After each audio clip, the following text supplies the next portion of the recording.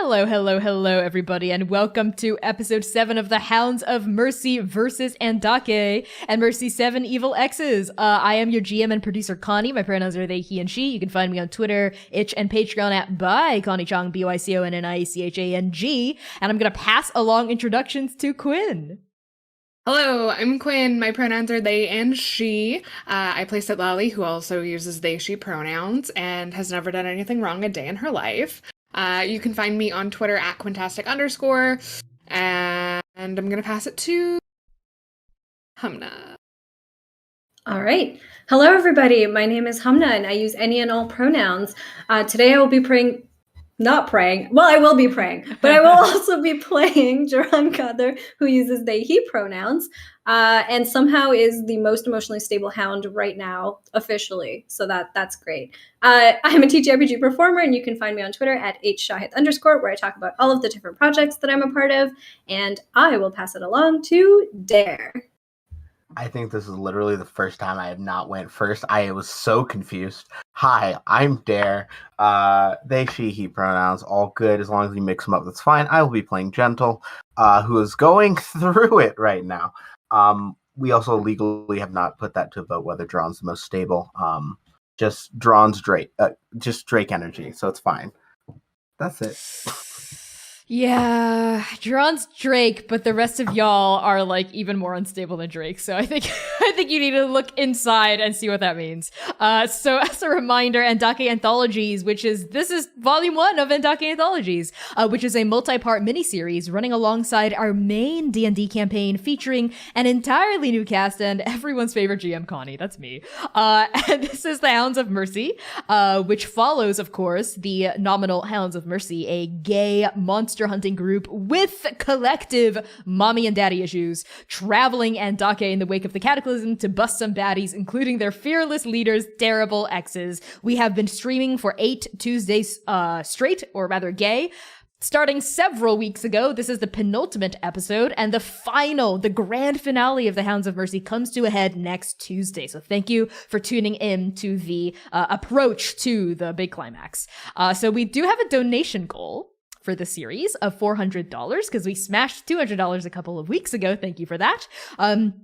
At $275, $300, and $325. So we are so close to $325. We're $20 away. A random PC is going to get an additional point of personal inspiration. I believe that's going to be for Geron, because poor Geron doesn't have any inspiration right now. Let's help him out. At $375, at $350, our table is going to unlock a collective inspiration. And at $375, they'll unlock an auto crit. I'll flash it on screen right now. Look at that cute little pink Roll20 dice, because we are sponsored by Roll20. And at $400, we get a huge lore drop, courtesy of your GM, Connie. You can donate using !donate in chat. And as a reminder, all donations will be split evenly between us, the cast and crew of Hounds, as well as Camp McGeezy, which is an indigenous two-spirit-led collective of mostly queer anarchists who stand for indigenous rights and BIPOC solidarity. The folks behind Camp McGeezy are major leaders in the Stop Line Through movement right here in Minnesota, which is where Transplanar RPG is based. So, as a reminder of our main campaign, Arc 4, Episode 8, the midpoint of Arc 4 of our main campaign is going to be this coming Saturday, November 6th at 3 p.m. U.S. Central Time. Use ! To recap in the chat for a recap of last week's episode of our main campaign, and to get access to our recap document, which we update weekly. Also use ! Podcast for information about our podcast. We've caught up to Arc 2 of our podcast now. We're slowly chugging along. Hopefully our podcast will catch up to our main campaign stream very soon. And past VODs are available, as always, on YouTube, youtube.com/c/Transplanar RPG. And we do finally have a Patreon. If you'd like to support us on a monthly basis, use ! Patreon and pledge. For as low as $3 a month, you can get exclusive updates and fun gizmos. So, with that out of the way, it looks like we are $5 away from the next inspiration. We're $5. Can someone shell out $5? That's basically the equivalent of like a sub, right? A Twitch sub. Or a sub from Subway. So take your pick. If we hit that, I'm just going to automatically populate Geron with an inspiration. If and when we do hit that this session, fingers crossed. So that out of the way, let's get into content warnings. Content warnings for this episode and this campaign, as a reminder, Transplanar RPG is set in a grim, dark, gritty fantasy world that deals with topics that may be triggering to some viewers. So content warning, stop laughing at me. I know we're a horny campaign, but this is a serious dark campaign, guys. Take me seriously. Take my dark, gritty, grim, dark fantasy world seriously. Content warnings include disreality, fantasy violence, addiction and substance use, romance and flirting acted out on screen, references to romantic and sexual entanglements, toxic relationships, shitty people, death of a loved one, BDSM themes, tattooing and needles, and apocalyptic events. And with that, we've reached $325. So Humna, I'm going to give Geron a point of inspiration. Thank you for that, friends. Our next goal is going to be collective inspiration for the table. That's another $25 away. With that out of the way, let's begin. Convergence is a border town, nestled in the Azure Grovelands, sitting on the nexus of Talmud, Tulong, and Nabal. During the off-season, which is every month except Bear, Convergence sits empty, bereft of trade and gossip, with nothing to traverse its dirt-paved streets, except memories and the occasional drunk. We follow one such drunk now, a half-elf man with reddened cheeks, as he stumbles from boarded up inn to boarded up inn, swigging from a shiny silver flask. He staggers past a dried-up marble fountain, its interior mucked with grist, and faceplants inside. We're gonna pan up now from this man's dirty trousers to see the one and only building in all of Convergence that thrums with life year-round. The Howling Monkey Inn and Bar. We're now gonna push through the frosted pane of a window and enter a room filled with hookah smoke. And as the smoke clears and parts, we see a table of mismatched monster hunters. Gentle, Geron, Sitalali. The three of you kneel on cushions in front of a roaring fire, accompanied by your leader, Mercy. And right now, Mercy is puffing on the hose of a hookah, her one good eye, not covered by an eye patch, darting around the interior of the Howling Monkey. Aside from the barkeep, who's this little sheep person with thick spectacles, the four of you are the only inhabitants of this inn. Kane, the champion of Nabal, told the four of you to meet a certain Wang Boatian here at 7 p.m. sharp on this day. It's now 7:10, with no sign of anyone else entering or leaving. Apparently, Wang Boatian is the best sleep grifter in all of Andake, able to ferry parties across the Dream Shield and into Tulong for, of course, a handsome fee. And Kane personally saw to it that your groups would be connected right here in Convergence. But he still hasn't gotten here. So Geron, Gentle, and Sitlali, what are the three of you up to? I think Geron is probably lying down on a cushion with their kind of legs up, one crossed over the other, casually smoking a hookah. And just kind of looks over at the rest of the group. And I imagine Mercy might look a little bit anxious at the fact that it's now 7:10 and nobody has shown up. And he's just kind of gonna blow out some smoke, look at her and say, Kane said that, who was it? The Wang Botian? Yeah, I'm sure they'll be here soon. Probably just got lost or something. Lost. No, sleep grifters don't get lost. I bet the asshole's making us wait on purpose. It's a power move. I've done it before. So then why are you nervous? Oh, because I don't like having my own power move turned on me. Geron, you should know that.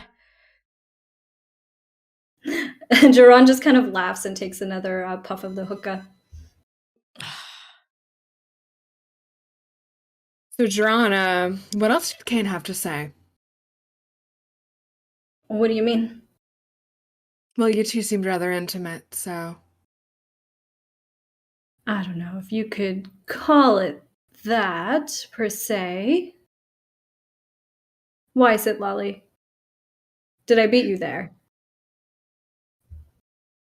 was wondering if there was any pertinent information that maybe you forgot to relay. A second. About the sleep grifter. Yes. No. I was told that they would be here, they would meet us at 7, and that they would help us get through the dream shield. That's all I know.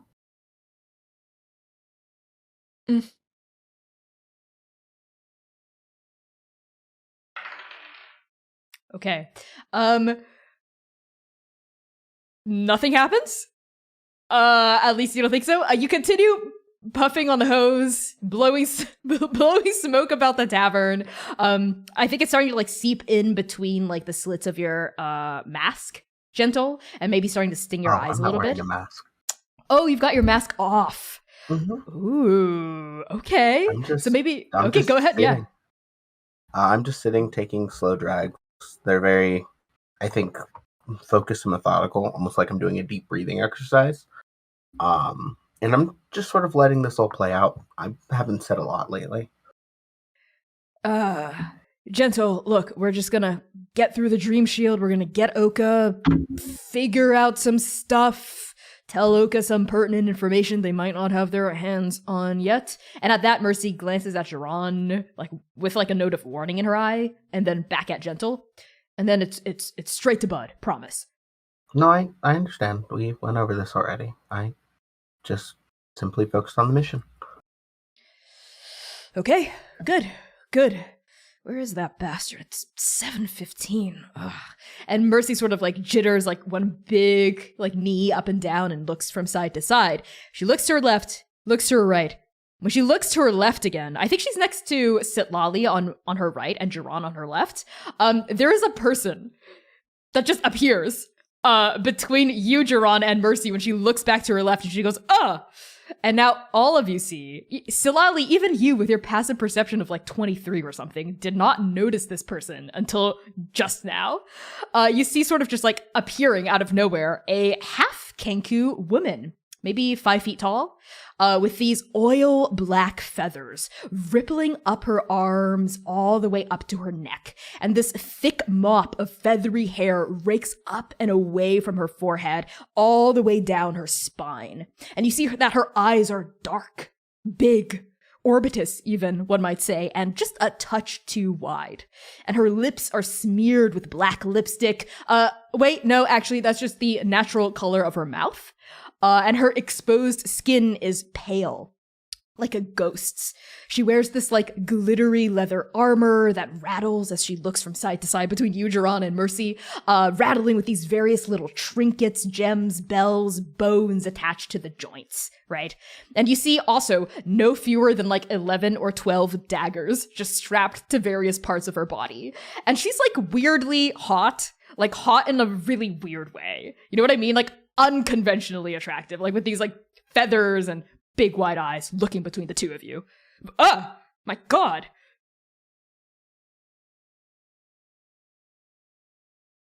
I think Geron, like seeing this, like hearing Mercy scream, is gonna turn, see this person, and just like scramble up, like probably like getting tangled in the hose a little bit as he gets up. I'm sorry. Who are you? I am your, fairy person. Yes, I will be your fairy person. Hello, Mercy. It is good to see you again. I'm sorry, have we met? Why, yes, of course we have met. Don't tell me you've forgotten already, Mercy. No, I don't think we've ever met before. I'm pretty sure I'd remember like a half Kenku woman with glittery armor, and we dated for 2 years, Mercy.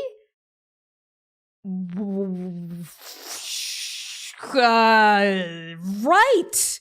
Oh my god. Yes. Okay, it's coming back to me now. Of course we dated. A number of months, years ago. Yeah, years ago. Your name is, of course, I would remember your name, because what kind of a douchebag would not remember your name? You're Wooming. I'm Wooming. And Mercy sort of like settles back on her cushion, looking very awkward, like one hand on the hilt of her greatsword. Uh-huh.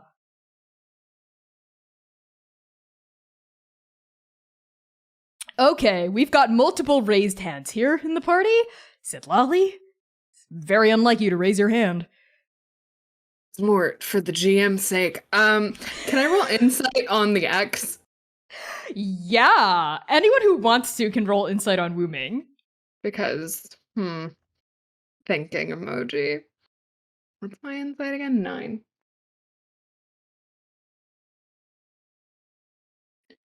26. 26 from Sitlali. Anyone else wanted to roll insight? 18. Okay, 18 from Gentle. Geron does not. Geron is chilling. Like, I think Geron is just kind of shocked at the audacity of Mercy in this scenario of just like, you dated for 2 years apparently and you don't remember this person. I think it's just like shaking their head, looking at Mercy, and also looking at Sitlali like with a little bit of fear. Just like, well, how is Sitlali gonna react to this? Okay. Gentle and Sitlali, the read you can get on Wooming is their head is turning, swiveling, like looking up and down, up and down. Their eyes suddenly go wide as they lock on these like silver threads draping off of Geron's horns. And their eyes get like, you see the threads like reflected in like the void pool of their eyes. They seem like a very simple person, okay? Like they like shiny things and they like doing tasks that get them closer to shiny things. Sitlali, you can ask a follow-up question because your roll was so high. Oh, my follow-up is, did they date? Yes. Yeah, and Mercy straight up forgot. Okay. What is it, Gentle, with your hand? So what was the thing you two saw in each other that was so fascinating? I guess it must have been their feathers? You said to me, Mercy, I do remember that I remind you of the better things in life. How I just have such love and care for things that are simple and shiny and sweet and not so interested in the darker or complex parts of life, though I am surprisingly intuitive. I remember you described me as that one time. Yeah, those things. Yeah, what Wooming said. And of course, Wooming found me attractive because of my, and Mercy says muscles, at the same time as Wooming says Complexity. complex muscles. Yeah, let's say that. I think Sitlali has a hand on Mercy's knee, and I think the grip is just slowly getting like a little bit tighter. Woo. Wooming, where's Botian? He was gonna meet us here. Kane said. Oh, yes. Unfortunately, Wang Buotian is much too busy. His hands are all tied up with ferrying other people across the Dream Shield, so I shall be your farrier, as I mentioned earlier. I hope this is okay. Right. Sitlali, is there anything you'd like to add to this conversation? Do you mind letting go of my knee, darling?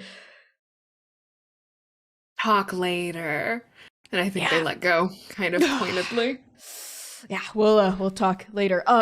Mercy leans into you, Sitlali, in like a kind of hushed sidebar. Listen, I swear I just forgot. It must have been during that 2 or 3 year period where I was just really unhealthy and doing a ton of drugs and drinking a lot, and I must have just forgotten that we dated.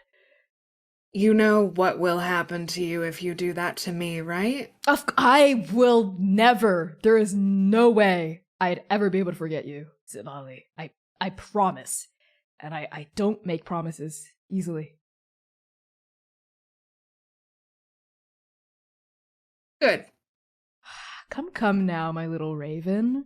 And Mercy like reaches forward and like tucks a strand of hair behind your ear placatingly. You have to be so mad at me. I promise you're nothing like Wooming at all. I could never forget you.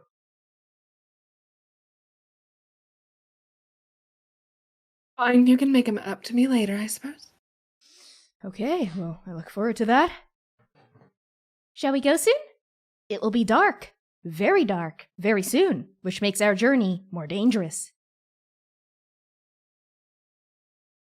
I would like to go, yes. Understood.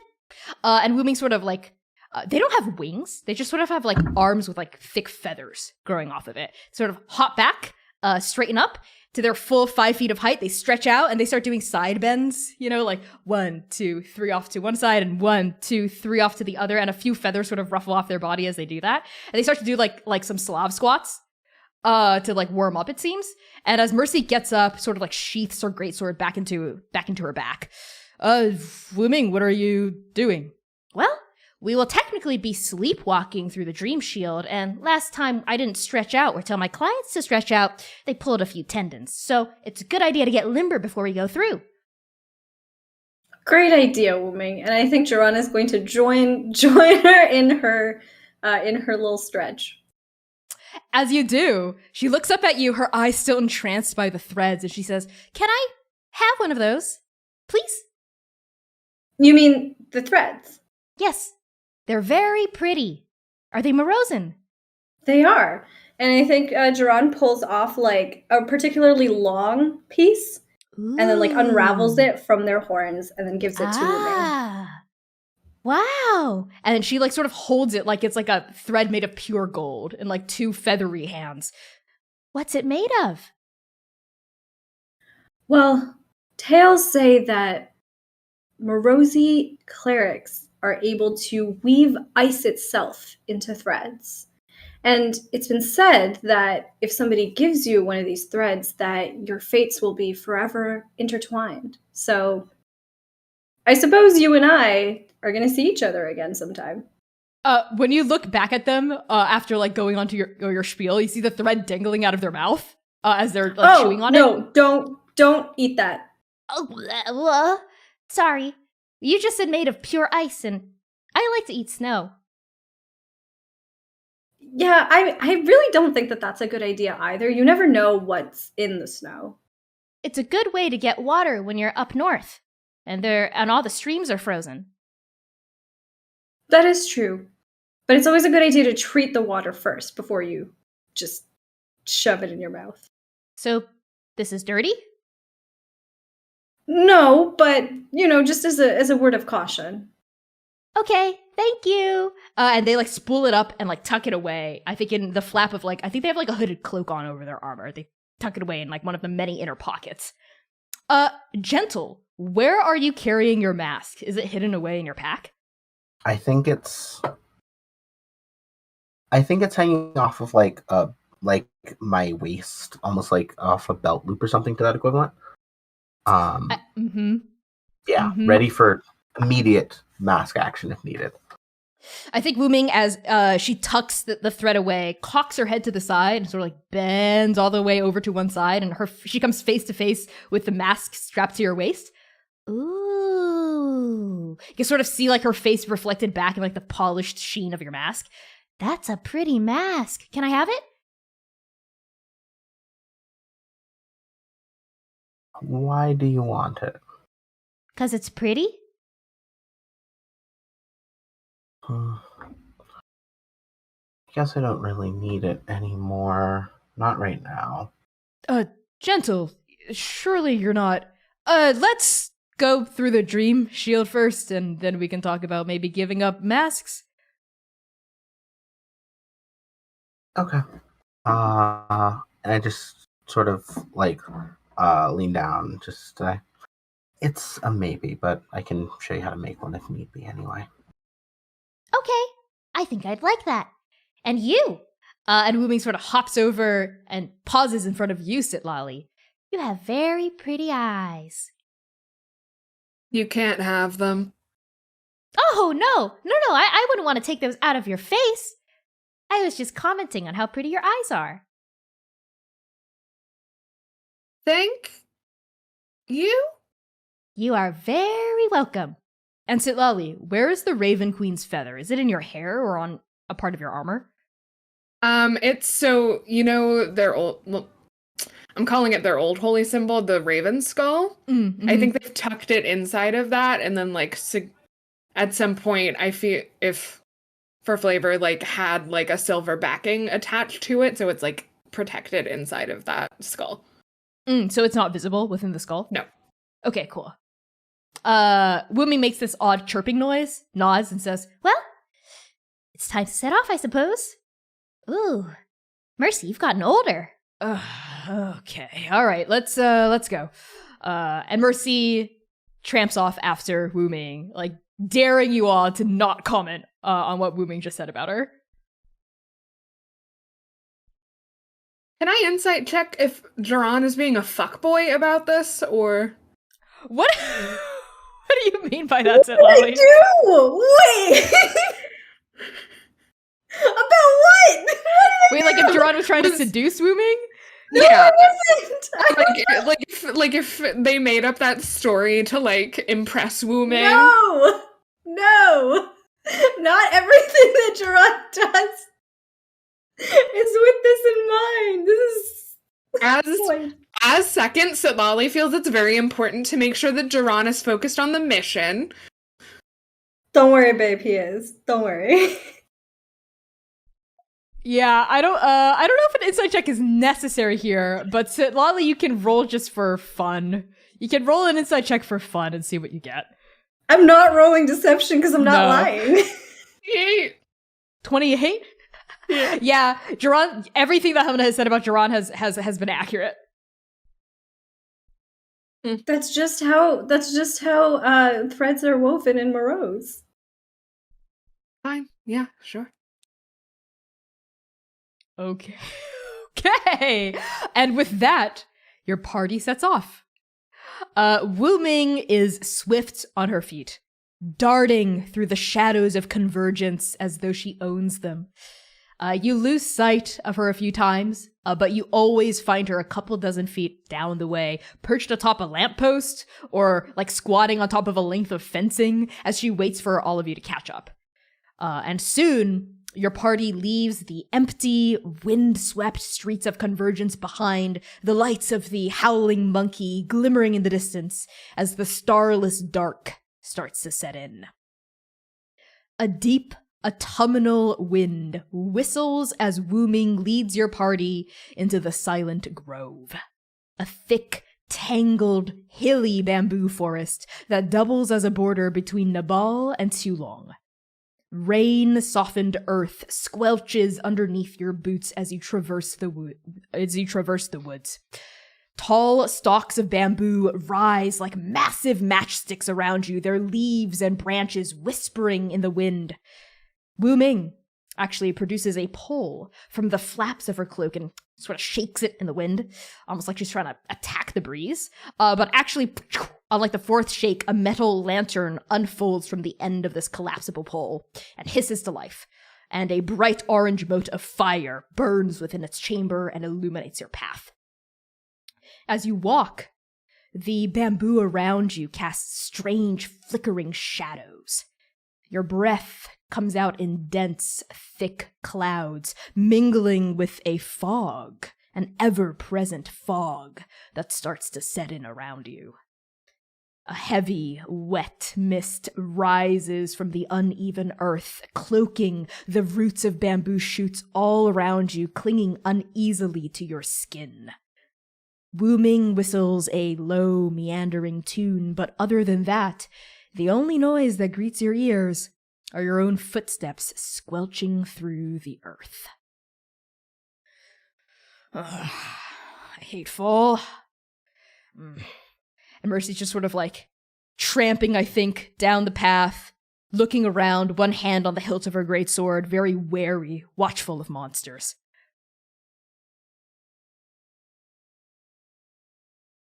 If you'd like, I can scout the area from a distance and run back to you if I see anything.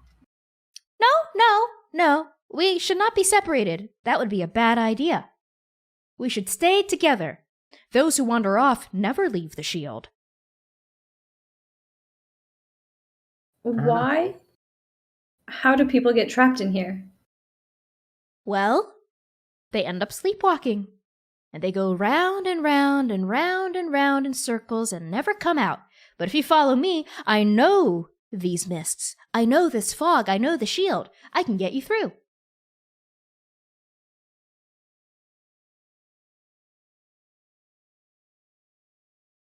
How long have you been doing this?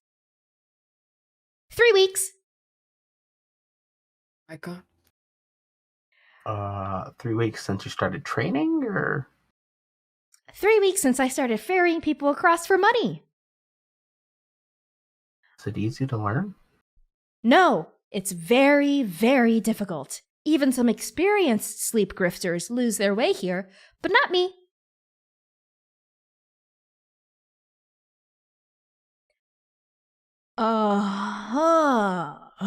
Says Mercy, like, nodding slowly. She turns and, like, leans into the rest of your group and says, get ready to fight in case monsters come and attack us. Yeah, I think that's best. And I think Geron is going to, like, stealthily, not to offend Wooming, just, like, have a dagger ready to go in their hand. Okay. How about the rest of you? I'll put my mask on. I think Sitlali reaches up to, like, Mercy's greatsword and casts Holy Weapon on it, which lasts for an hour. Yeah, I think that's... What does it look like, and what does it feel like when you cast Holy Weapon? I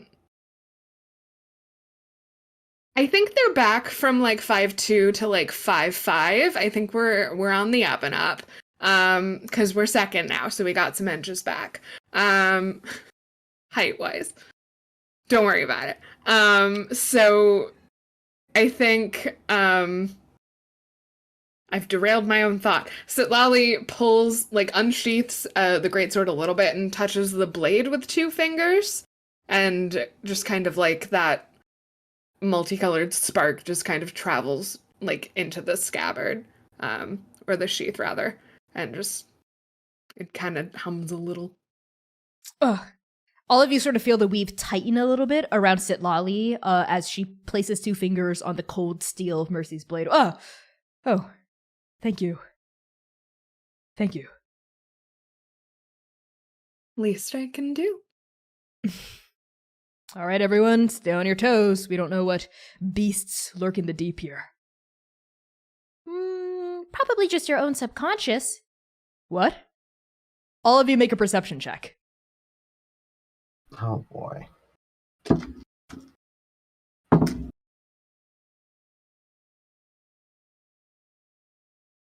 17. Okay? 13. Okay? 24.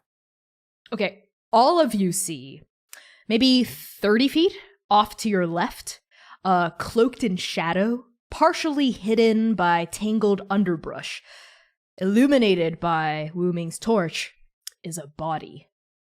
A man's body, maybe, you think, face down, unmoving, amidst the bamboo. Mercy doesn't seem to have noticed it yet. Geron is just... Oh, go ahead. Go, no, you go.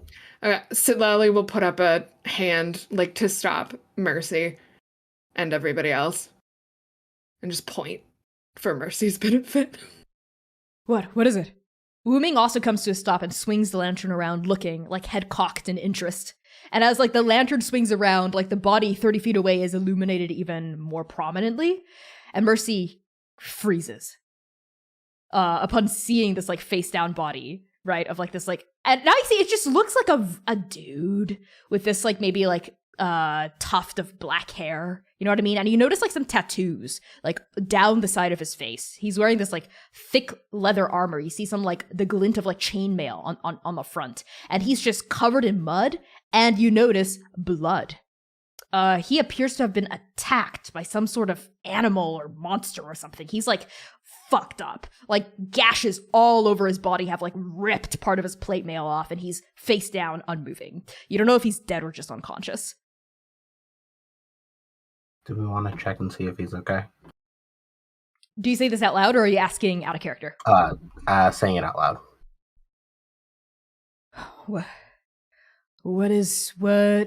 Wait, gentle, wait. What is this, Wooming? Where did he... How is he... It started. We're in the shield now. Don't be alarmed, but we're all dreaming. I'm still awake, though. Well, that's what you think. We're in the shield now. The mists, they've gotten inside our brains, our minds, our hearts, and our souls. It's nothing to be scared of. It's the only way through.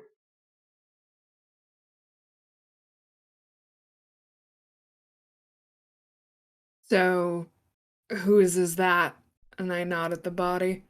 That's no one. We can leave him behind. Let's Wooming, let's keep going. Babe. Mercy. Let's keep going. Do you know that person, Mercy? If you're not gonna walk, I will.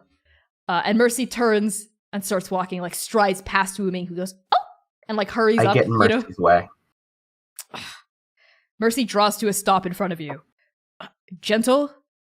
Wooming just said the only way out is through, right? So let's go through. Yeah, go through. This is like the monster therapy again. We should probably be honest. It's nothing, okay? And Mercy freezes as she looks off to her right. And all of you see another body, a different man's body, right? Wearing different kind of armor, has different kind of hair, right? Like, part of, like, he doesn't have an ear. Like, one ear is missing, but it looks like an old scar. And he's got this grizzled gray beard. He's also face down, also looks real fucked up. Like, a beast attacked him and just ripped him to shreds. Like, 30 feet off into the misty bamboo. Let's just keep walking, Gentle. Please step out of the way. You can talk about who these people are with us. Fine, Secrets aren't gonna help you. Okay. If that'll get you to move, let's walk and talk. How about that? I Oh, step right out of the way, easily. Wooming. These things that we're seeing, do we need to interact with them at all, or can we just go straight through? Well, And Wooming says as your party starts walking again, right? that depends. It appears that we have entered Mercy's dreamscape, and there is a key. Yes, a key, a way to get out of each dreamscape. It depends on the person that the dreamscape is based on. And when I'm traveling with a party, when I'm ferrying groups of people across, the dreamscapes usually progress in order of most emotionally sound to, let's say, least emotionally sound. Most emotionally sound? Mhm. Are you sure about that? Hey, Geron, shut up, okay? I'll prove to you how emotionally sound I am, and I'll talk about it while we walk, huh? That man, the one with the tattoos, and the bearded man with one ear, they were part of this... Sitlali, you know. They were part of this monster hunting group, okay? That I was a part of when I was much younger than I am right now. They were the ones who took me in. And she says that sarcastically. After they... Well, I grew up in the Yukon. Raised my monsters, no big deal. They killed my monster family. They raised me as a person. We can move on from that. I've processed it largely. I've moved on from it. And I don't exactly know what's happening here. And I don't know what this key of yours means precisely, Wooming, but... Shit. And as Mercy keeps walking, you see more and more bodies, right? They're getting closer. They're no longer 30 feet away. They're like 20 feet away, 15 feet away, 10 feet away from the path, right? And there's just men, just face down, bloodied, bruised, dead, like ripped apart. What happened to them, Mercy? Well, and then she draws to a dead stop as you see that the mist in front of her has parted, almost like the Red Sea parting, right? To form sort of like a single file path all the way down. It looks like hundreds, thousands, miles down, but you can see it with strange clarity. And you see looming in the distance where the mist parts open at last is the yawning fissure of the Euclid chasm. You all see a pinprick of a cliff's edge, and then a serration of darkness, like a black wound in the flesh of the world. Huh. Uh-huh. Uh-huh. Uh-huh. Okay. You. And Mercy sort of turns on Wooming, who's just standing there pleasantly holding the lantern, seems very unperturbed. You said there was a key, right? To each of these? Yes. Would you like some help trying to figure out what that key might be, Mercy? Well, given what I know of you, it might be calling out... I know. God, did I tell you that? I guess we did date for 2 years. Okay, fine.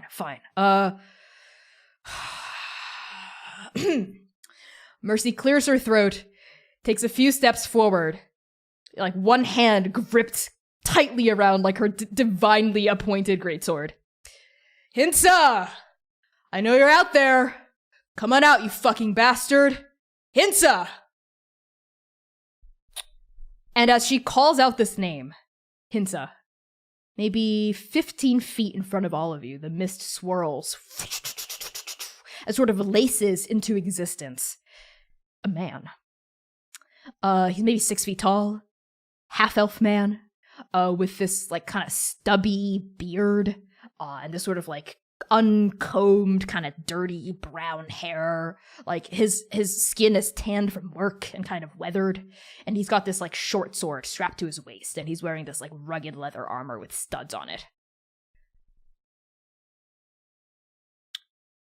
Well, Ruthie. Been a while.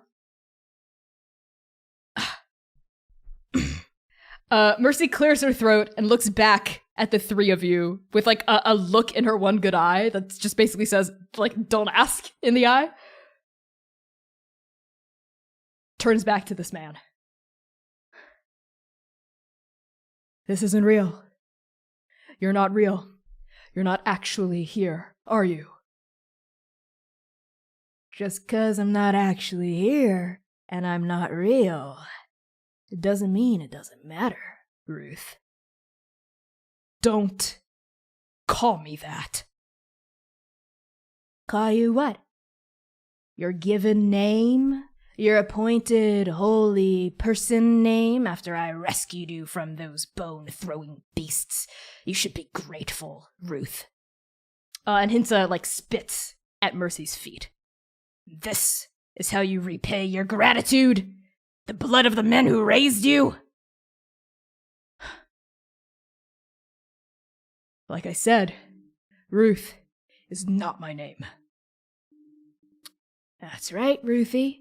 It's not your full name, just a little nickname we gave you, 'cause after all, your full name, your God's given name that I cherished you with, is Ruthless. And on that, Mercy draws her greatsword and advances on this man. As she advances, the man struggles to, like, draw out his short sword, and before he can even, like, draw the sword out to defend himself, like, Mercy just, like, slams the greatsword down. And on her slamming the greatsword down, it transforms. It ripples and turns into, like, a bat, like a club, like a wooden club that she just smashes against his head, and he goes, and, like, sort of turns around, like, 180 and starts staggering a little as you see a spray of blood explode from his temple. And on the downswing, Mercy, like, turns. And as all of you see her turn, in that shimmer of light, she seems to have gotten much younger. Like, this is no longer, like, the ponytailed Mercy with, like, a single eye and, like, an eye patch. Her outfit has changed. She's, like, in these, like, ragged rags, you know? She's barefoot. She looks maybe 20 years old, if even, and doesn't have nearly as many scars as she does now. She has both eyes, and her hair is no longer in this one long, like, whip-long ponytail. It's just short and red and shaved on the sides, right? And she looks so much younger, right? She looks back at you, she turns back onto Hinsa and lets out this, like, guttural roar and then smacks him on the other side of the head with this bat.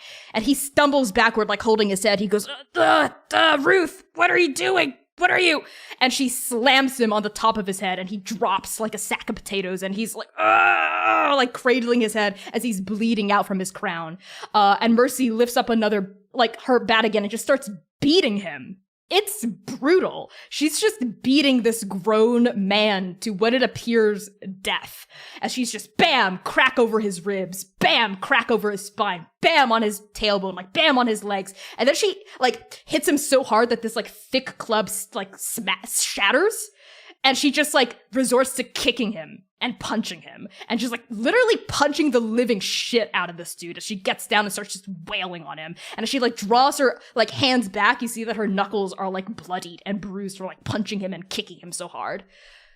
So while Mercy's I was gonna say while Mercy is doing that, I think Geron is just gonna like run over to Mercy and like try to like pull her off of this man, saying like, Mercy, stop, you've done enough.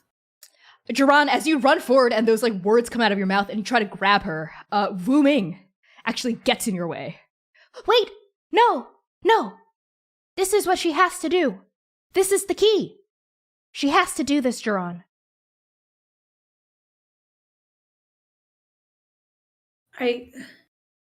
But look at her. That doesn't seem like she's okay. Wooming swings the lantern back onto the violence that's happening. At this point, Mercy's sort of out of breath. like punching like Hinsa slowly, bam, bam, bam. And Hinsa, it seems to be like on his last legs, like his teeth have exploded out of his mouth, like his like nose is caved in. Like he is fucked up. And like Mercy has fucked him up. And like she lifts her fist up for what is probably gonna be the killing blow. And Hinsa says, Do it then, Ruthie. Kill me. Do what you were always meant to do, Ruthless. And Mercy's fist just sort of quivers in the air. And she says, No.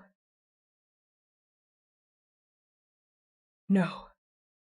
And she like lowers her fist and slowly gets up as Hinsa's like wheezing on the ground, like can't move, like can't barely even speak. No, I'm not going to be the person you've made me into. I'm not going to be this cold-blooded killing machine. No, I'm not Ruth. I will show you this mercy. For the first and last time in your miserable little life, Hinsa. And you will live with the knowledge that you will never be able to hurt anyone else ever again. And like Mercy like picks herself up fully, like covered in Hinsa's blood, as Hinsa just like wheezes on the ground and sort of goes limp, unconscious, but not dead.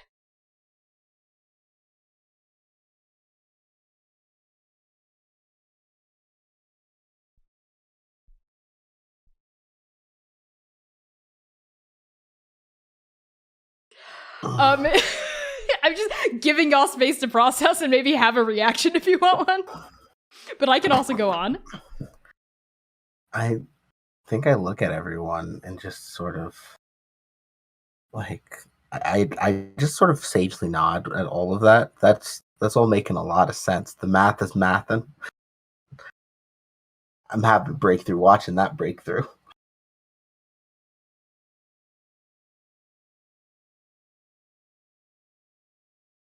Thinks that Lolly looks to Wooming and kind of looks back at Mercy and is like, can I now? Yes, I think so. While the mists are changing. And Wooming sort of swings the lantern gently from side to side, and you see that the mists are starting to thicken around you, but nods for you to approach Mercy.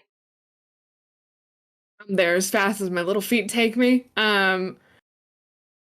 And like I hesitantly put like a hand on her like the small of her back.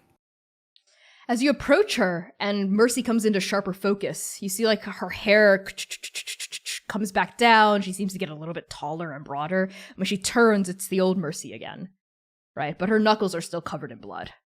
Mm-hmm. Sithali. Hey. I'm sorry you had to see that.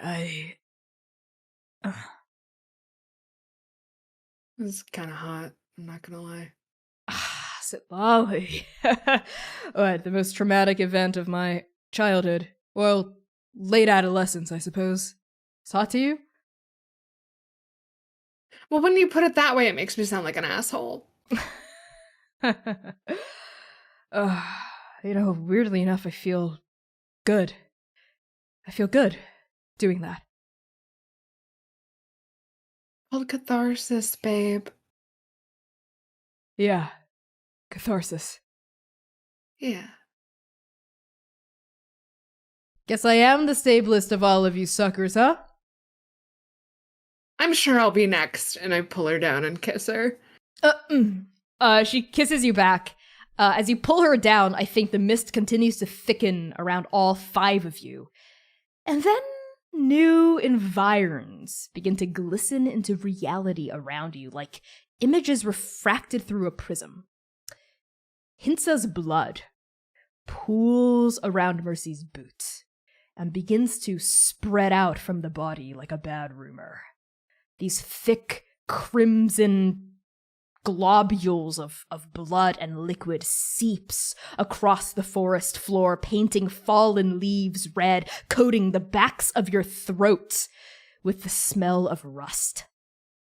Hinsa's body sinks into the blood and just vanishes without a sound, without a ripple, right as this accumulating pond of viscera begins to shimmer.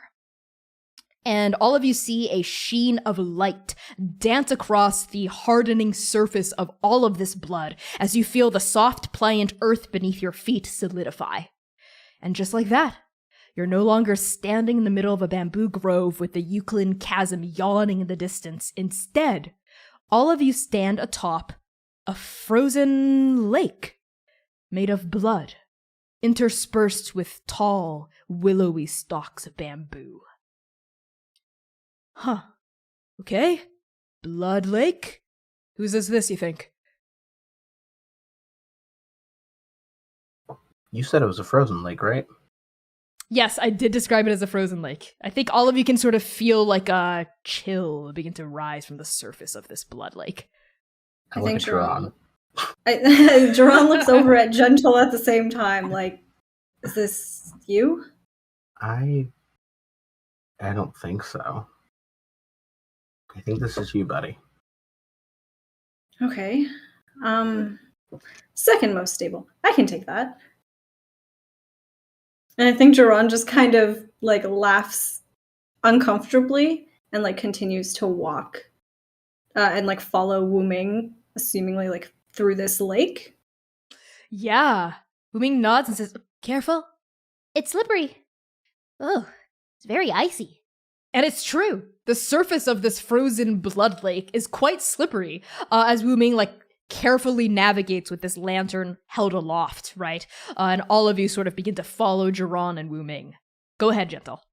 I think I just sort of all right, so I lean over Wooming and so this is how you're gonna want to walk. It's it's a little tricky to get used to, but if you're from here, you figure it out pretty easily. And I just sort of show that to everyone. Oh, thank you. Gentle, was it? I appreciate the pointer. Ooh, I feel a little bit like a penguin. Yeah, and Wooming starts waddling from side to side for traction. Side to side to side to side with this little lantern swaying, right? And I think as all of you move through this new environment and you're taking in the tall willowy stalks of bamboo, you're taking in the glistening surface, the hardened glistening surface of this frozen blood lake. The mist around all of you starts to heat up. Just a touch, just a little, starts to get a little warm. And you realize that what's rolling down the sides of your face isn't cold fog, but your own sweat, right? As the temperature here starts to get hotter. And you realize gradually that you're no longer being swaddled in a deep autumnal fog. You're bathed in steam. Warm, hot, now scalding steam rising from the surface of this frozen blood lake. I need all of you to make a con save.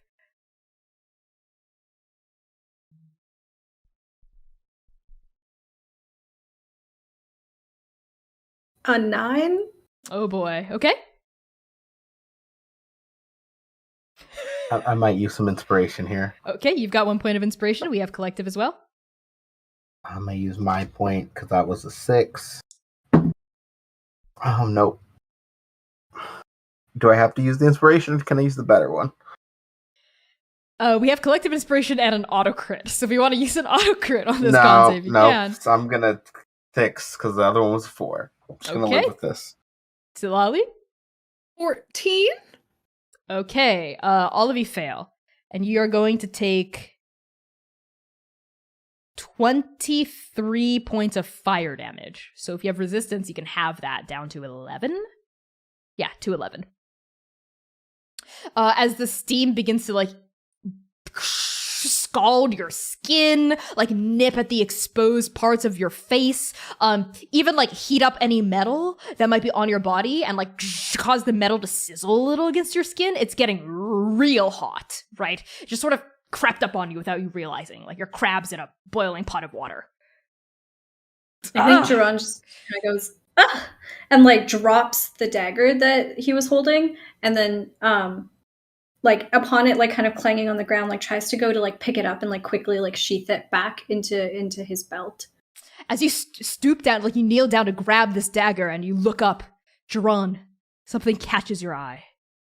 In the distance directly in front of you, because you're leading the group, about as far away as the Euclid chasm had been for Mercy, you see 2 figures. Your mother and your parent. But something's wrong. And it's almost like space collapses and you can see them in full relief, right? Their skin is red and translucent, and their faces seem paralyzed, as do the rest of their bodies, and then you realize they're encased in ice sculptures. They're statues made of red blood, frozen in the exact same position as their final moments.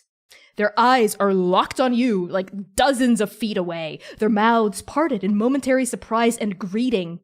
Just before you know, a building crumbles on top of them and smashes them into the boiling waters of Zima. What do you do?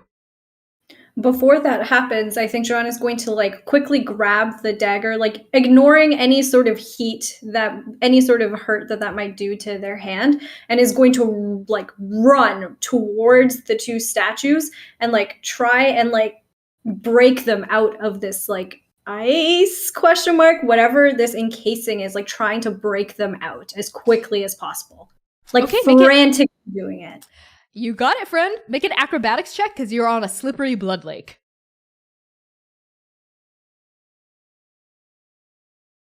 21. You grab your footing. You're just going. You start to like jet, right? Without even saying anything to your friends, you see your parents, these ice sculpture replicas of your parents. You're not exactly sure. Are they in it or are they the sculptures? You have to get closer. You have to know. You have to find out. You start running, like booking it.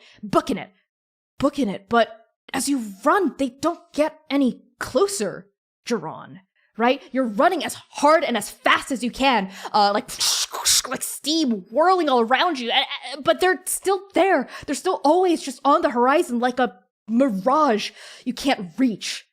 And as all of you see Geron take off and like start to leave you all behind, Sitlali and Gentle, what did the 2 of you do?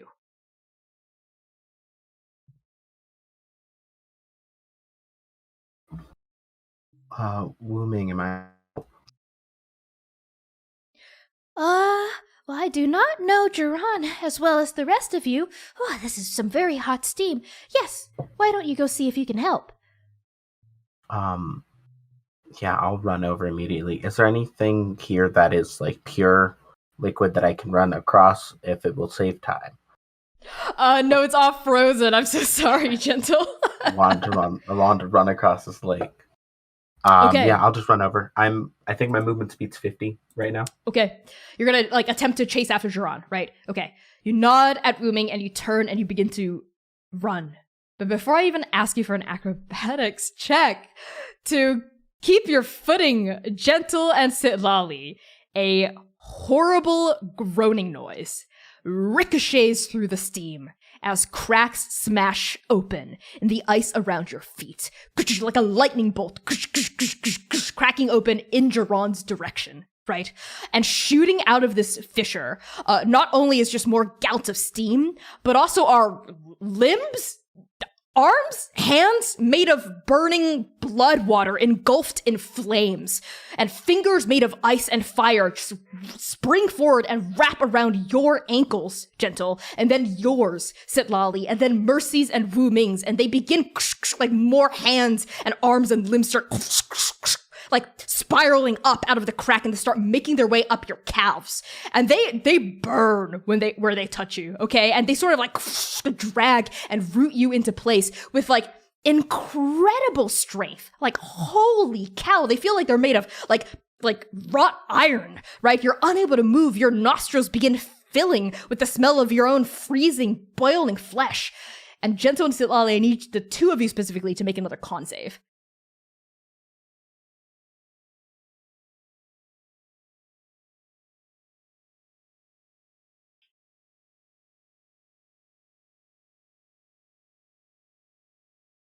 You first. What did we get, besties? Dirty 20. Okay, dirty 20.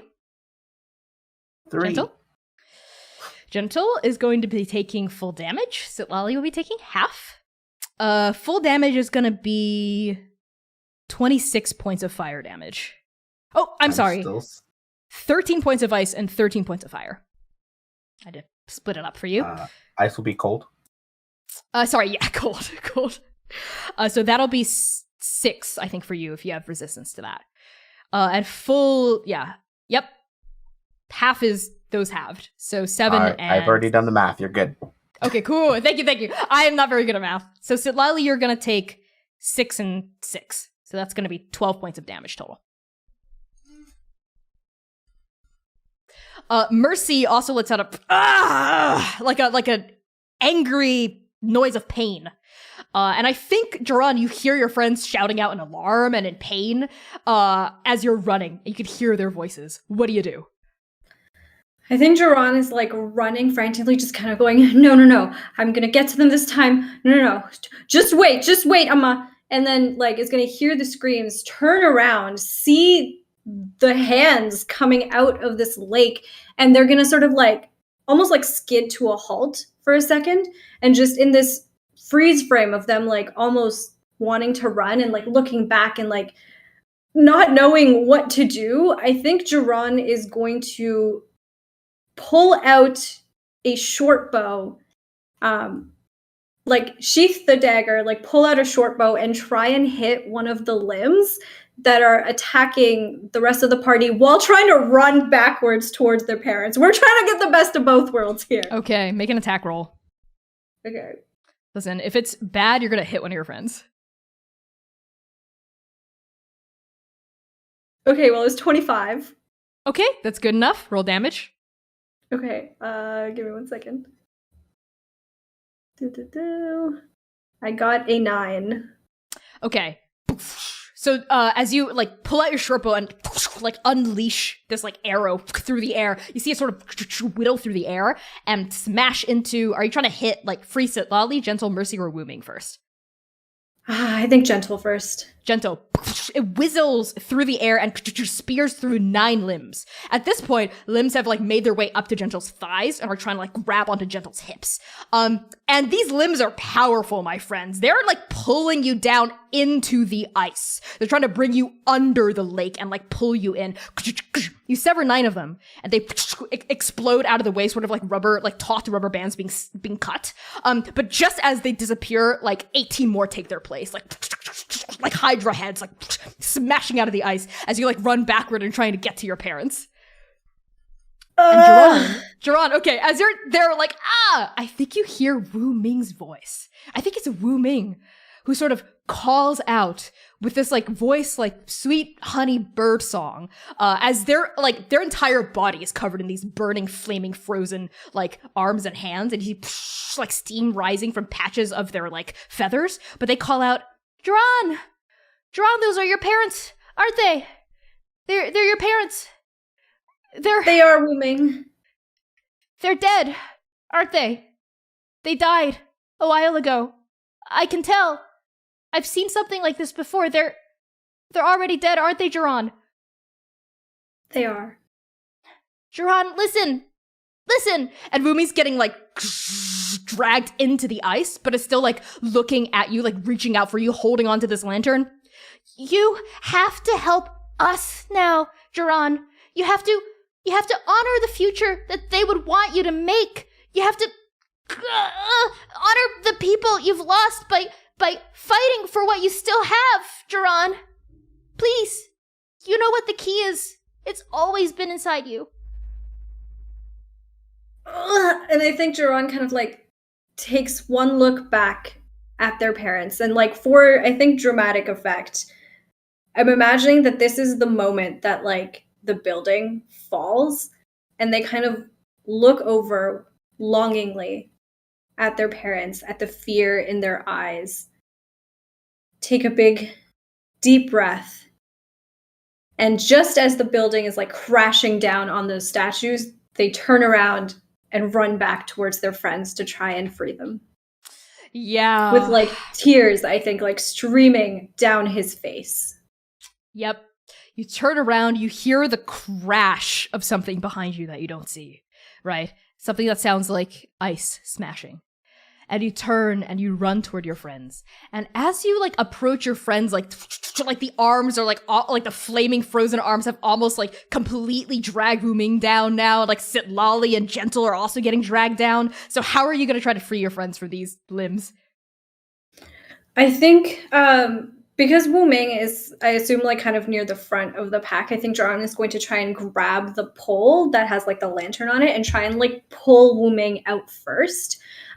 Just like from beneath this lake. And then as soon as they've got like Wooming out, they're going to go to all of the others. And I think just like on his knees, like sobbing, just frantically pulling all of these arms off of them one by one, just kind of saying like, no, you cannot be taken too.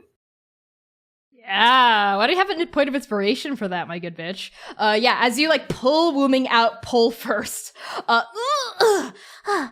You see like the hands and arms sort of like recede back into the ice, right? And Wooming sort of shudders, right, from relief as you run over like tears in your eyes and you free the rest of your friends. And you do it.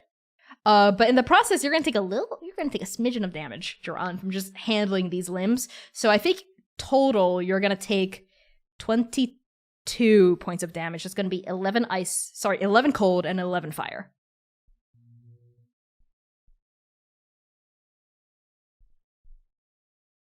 Okay.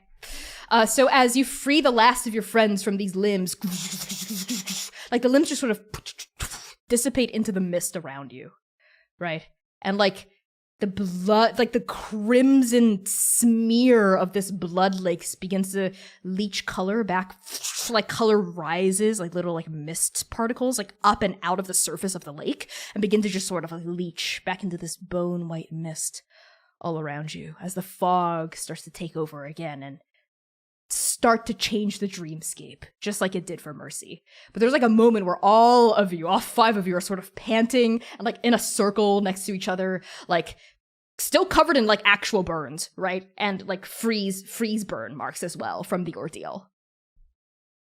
I think during that time, Geron is just kind of like frantically like going over to each and every one of them, like to Sitlali, to Mercy, to Gentle, just saying like, "Are you okay? Are you okay? Were you hurt? Were you burned really, really badly?"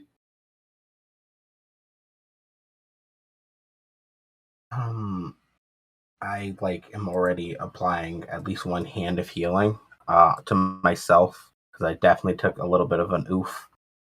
Okay. Yeah, so why don't you tell me how that works? Yes. And I will also ask if anyone else would like a hand of healing as well. Sitlali, Geron, you're mostly okay, right? I'm at half. I'm okay. Sitlali, you had like 100 HP, so I think you're also like pretty okay, right?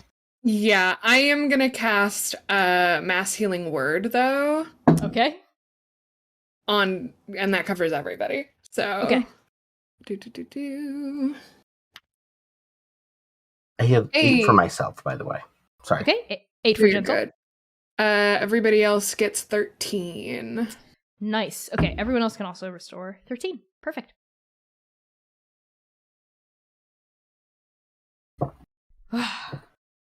Oh, grade 8. I did not like that one, Geron. At least mine was just beating some shitty dude to half death. Ugh. I'm so sorry, Mercy.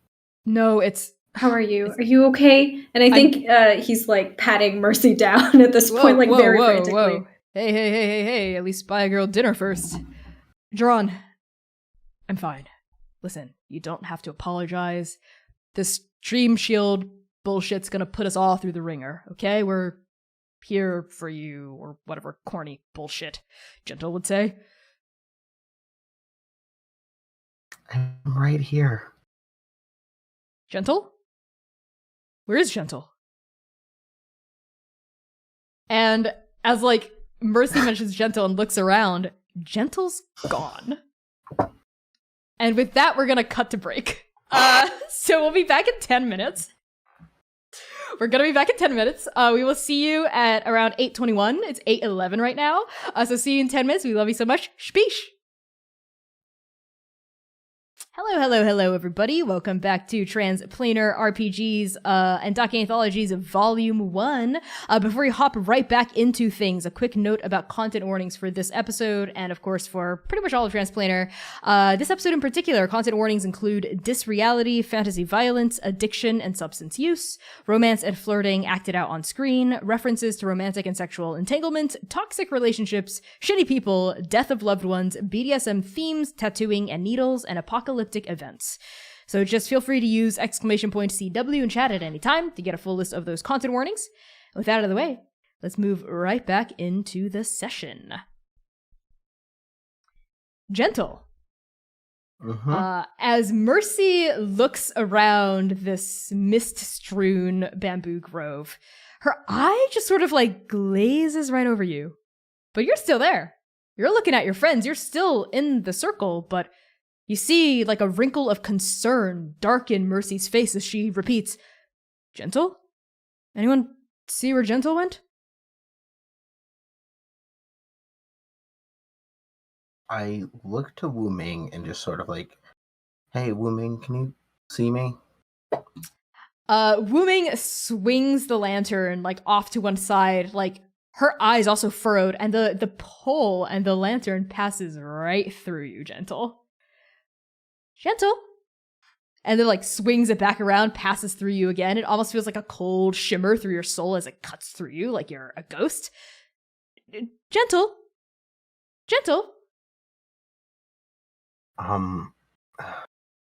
Geron, Sitlali, Mercy, and anyone? Geron, Sitlali, did either of you see where Gentle went off to? No. I could have sworn that I took the hands off of them. There's no way that they were taken by the hands, were they? No. They were right here. They said something about something, and then I turned around and they weren't here anymore. Wooming, what's going on? I'm not exactly sure, but I think the mists are thickening again. And sure enough, as Wooming says that, you see the mists thicken around all of you. And similar to how Hinsa had sort of just raveled into existence through the fog, you see figures beginning to wrap themselves into reality around you. The mist sort of globes off of a humanoid silhouette that forms a minotaur with these tall horns just sort of walking very placidly and normally, and their face is covered by Gentle's mask. And as this minotaur walks, another person swirls into existence, this time like some sort of elf who also has their face covered by Gentle's mask. And then you see a gnome also walking with their face covered by Gentle's mask, and then a human with Gentle's mask, and then a half-orc with Gentle's mask, a Goliath with Gentle's mask, a Kenku, a satyr, a centaur, just people, dozens of people starting to lace themselves into existence, moving all around you like you're in the middle of like some busy market square, just walking ambiently. Almost like a freaking Where's Waldo, Where's Gentle situation, as you see all these people with masks on that look exactly like Gentle's.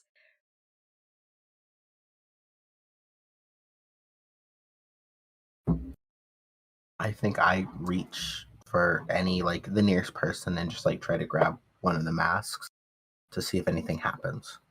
Yeah. Let's say you approach a humanoid, human-looking person, and you reach up, you try to touch the mask as they walk past you, and just like how Wooming's pole had passed through your body, your hand just sort of ghosts through the face. I just like start.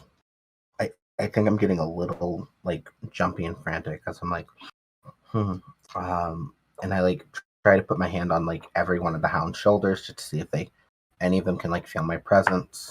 And I know the answer, but I'm afraid of that. Yeah, let's say maybe you try like Mercy first. Nope, your fingers just glide right through. You try Geron, goes right through his pauldron. You try Sitlali, goes through the feather cape. Nothing. And maybe like upon like your fingers going through their bodies, like Geron and Sitlali, you feel like the barest sensation of like a ghostly tickle on your body. But when you like look, there's no one there. I think I like keep looking around, and I maybe even try the hand of healing and like on myself to see if that maybe like something happened to me. See if like that will help restore any of my body. Yeah, as your hand glows and you touch yourself on the forearm or something, like your forearm also glows with this healing magic, but you feel your own like arcane energies are sort of dissipating into the mist around you as a. I mean, you can heal yourself again with the hand of healing if you want, but it doesn't seem to make yourself more real. I start looking around for that sensation. Okay. You're like looking around being like, what is happening? Why can't any of my friends see or hear me or even feel me? Why can't I touch anyone, anything? Wooming swings this lantern around again. Gentle, Geron, this is probably your friend with the mask, Gentle's dreamscape. Can you tell me a little bit about the kind of person they are? I think as Wooming is asking this, Geron has been like checking people or like trying to like check people behind the mask. I think as soon as like any Triton person walks by, Geron is immediately like, is this Gentle? So probably she caught him like in the middle of like doing that. And he like checks, that's not Gentle. Puts it back. As you check your first person, let's say who happens to be a Triton, you're like, oh god, is that Gentle? You pull the mask off and there's no face. Don't like that. You put it back on. Yeah. Yep. I'm just gonna put that right back on and turning over to Wooming. Yes. These masks, they're Gentle's masks. They only put it on when they're uncomfortable in some way, not feeling like they can be themselves around other people. Oh, is that why they have their mask off around the rest of you? Because they are so comfortable around you? I like to think so. It's the only time that Gentle would take off their mask, ever, in the years that I've known them. Oh, I see. Wooming, what's the key to move forward from this? How do we figure out who the real Gentle is? Excuse me, person? Nope. Okay. Yep, seems like every single one of these people does not have a face. Mercy, stop taking their masks off. I'm sorry, maybe just one of them is Gentle. Maybe Gentle's turned into a centaur person. Here, nope, also no face. Does anybody have any tea? Gentle loves tea. Okay. Any of you have any tea? Perhaps Gentle's favorite brew? Can I say that maybe? Can I just say Geron maybe has some tea leaves from Gentle? No? I don't know. No? I don't know if Geron would. Would Sitlali? No. Yeah, there's sort of like a moment where Wooming looks at all of you, and then at Mercy, and she's like, no, tea's really a Gentle thing. What? And you call yourselves friends? Don't you like to display an interest in Gentle's interests? See, a trinket on my body for each of my friends. Why don't you carry some of their brews in the future? I feel like I wouldn't make it as well as they would, but That's just an excuse, Geron. And Wooming sort of bonks you on the head with the lantern. that was kind of hard, Wooming. It's an excuse for you to not try. When you say, oh, I just wouldn't be able to do this as well as you. Mercy leans into Sitlali. Think I remember why we broke up? You couldn't handle the honesty levels? That's not what I would say.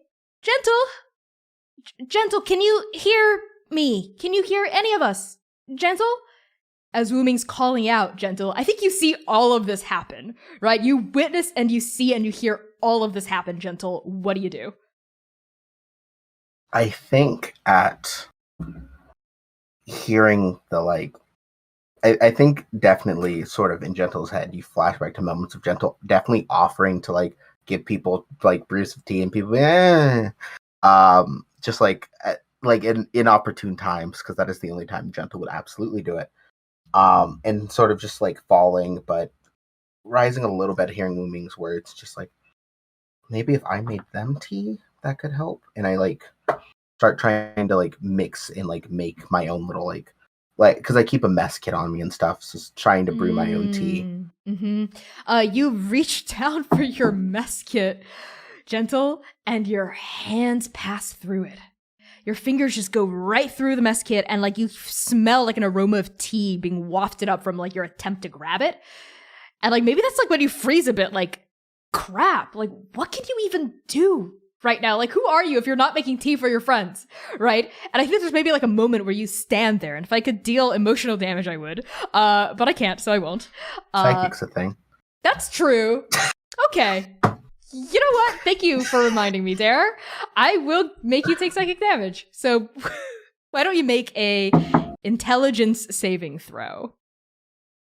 As this emotion of frozen, abject shock sinks in.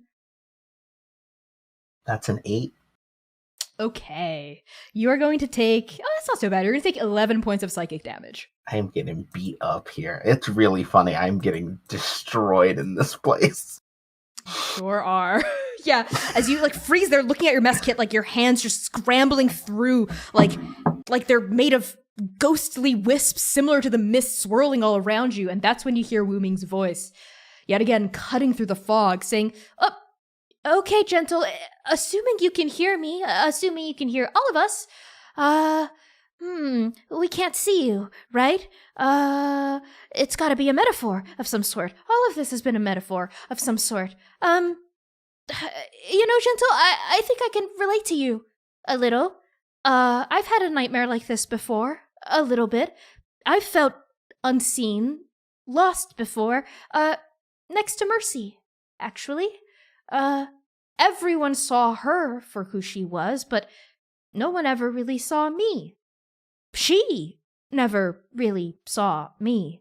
And one of my greatest regrets, I have to say, was not claiming my space, standing up for myself, not telling her exactly who I was, that I was important. And Gentle, maybe that's what you have to do here. Maybe you have to tell your friends who you are, how you feel, and don't pull any punches. I think at this point, listening to all that, I had probably slumped down full, hugging my own body, not liking any of this, almost shrinking down to how small I was when I was a kid. And I just start softly muttering to myself, Geron, can you hear me? Sitlali, Mercy, I'm Gentle. I feel forgotten a lot.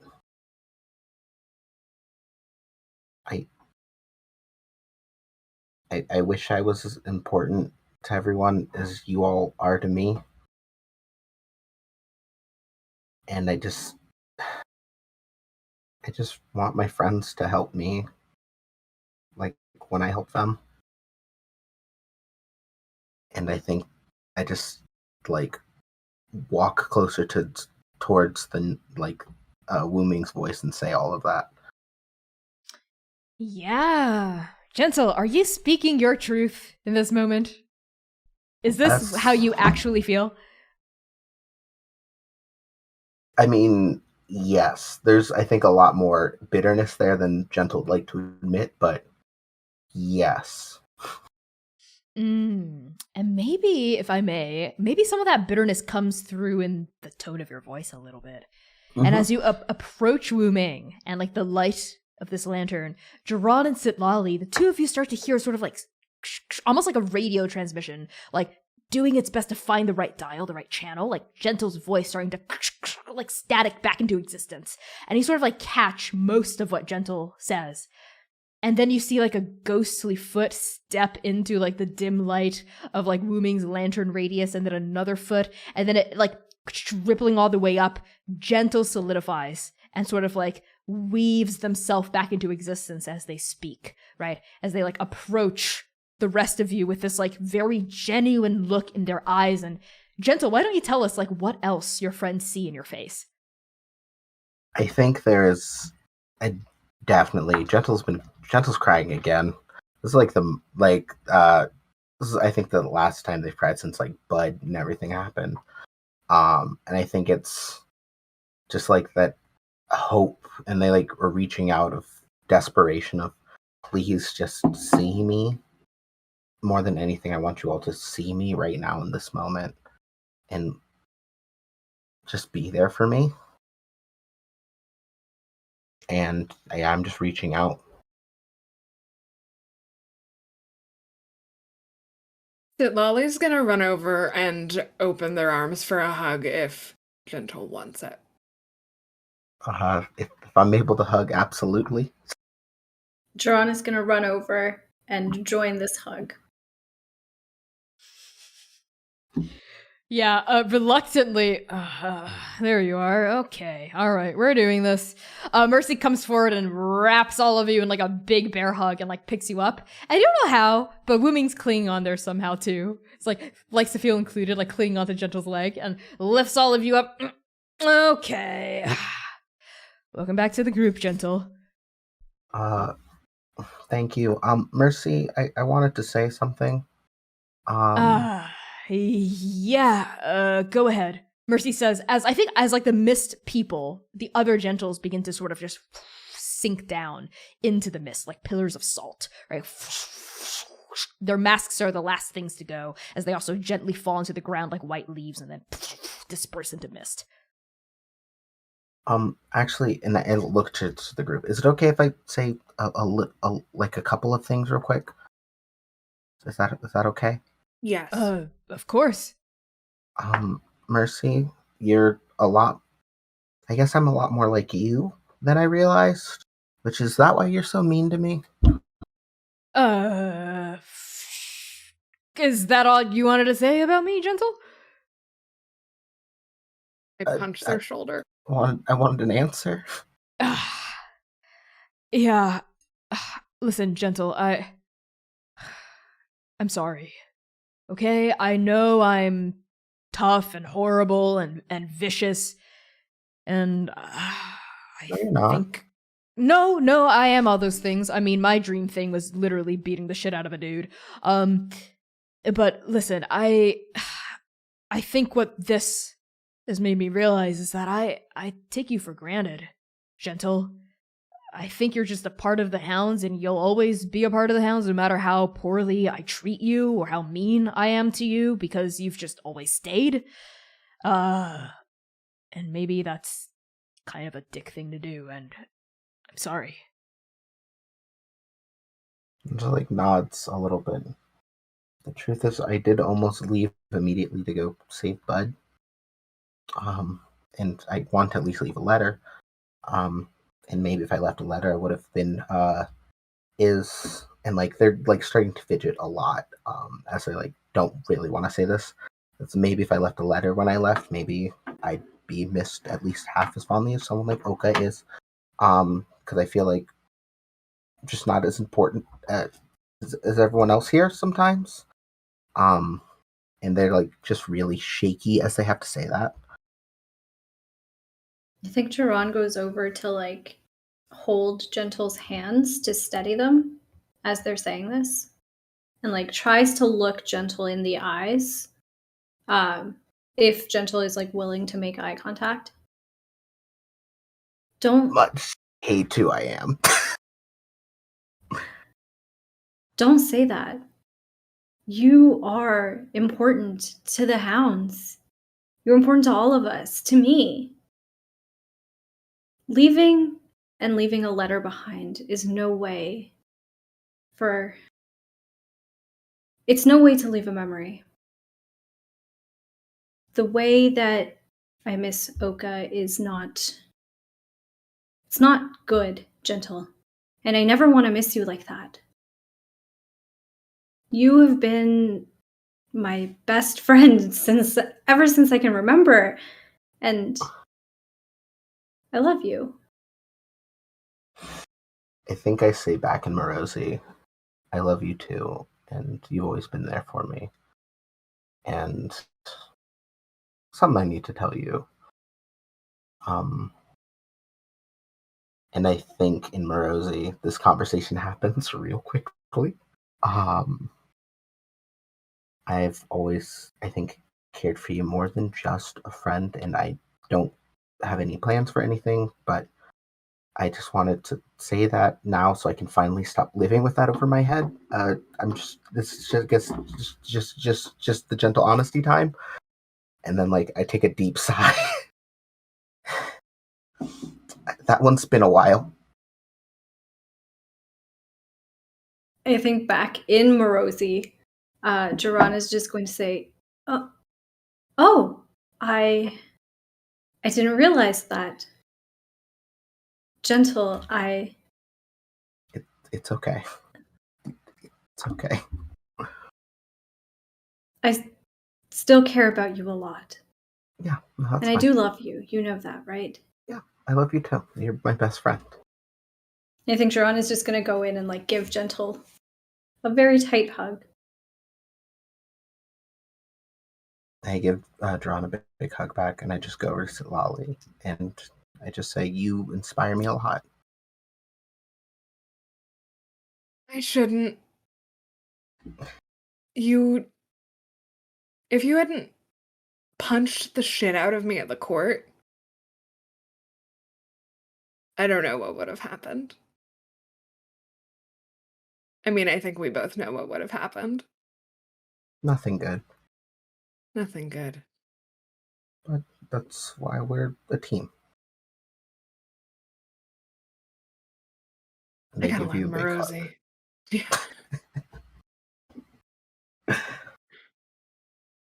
Think I'm all good now. Gentle's tired. Geron, Gentle, are we ever gonna learn what that conversation was about, or no? I don't think that's for me to decide. Okay, all right. Well, I'll find out eventually. Yeah, it's good to have you on the team, champ. And Mercy awkwardly like slaps you on the back, Gentle. Babe, stop. No. What? I'm being supportive. We'll talk about it later. I Oh. have some supportive moves I can show you. Not like that. Oh. No, not well, that also, but you know, this isn't about us right now. This isn't about us right now. Oh. But like it can be later. Wooming is with those huge dark eyes is just looking at you, Sitlali, with this like lantern aloft, and I don't think you can get a read on how they feel about that exchange that you just had with Mercy. Like their expression is unreadable. In that moment, they look so much like a bird. Like you don't know what's going on behind those big black eyes. Right, yep, not about us right now. Speaking of what this is about, isn't it supposed to be... And as Mercy, like, turns on to you, Sitlali, all of you hear a creaking noise. Like a noise. As maybe 50 or 60 feet away, to your collective right, you see, like, a row of bamboo trees just fall down. and then another row falls down, and then another, and then another, getting faster and faster, like just snapping at the waist and keeling over like some sort of massive beast is running through the woods at like a breakneck pace toward all of you. What do you do?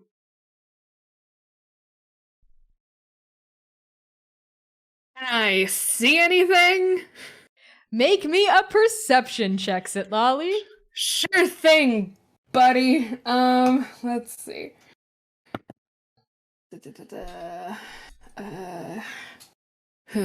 27. I forget how good you are at perception. I don't, actually. Every time I ask you for a perception check, I'm surprised if you get below a 19.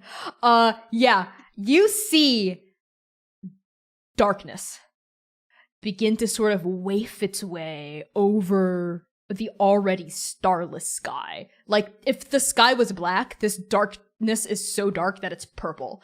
And it's just sort of like washing over the bamboo as it peels down. And for like a split second, you're like, is that like a sentient mass of shadow just sort of like crushing bamboo stalks underfoot? And then the answer comes. Yes, it is. Yes, it is a sentient mass of shadow, Sitlali. And now all of you see sort of as like the final few rows of bamboo in front of you sort of crumble like matchsticks and splinter underneath the huge sort of like amorphous drooping globules of shadow.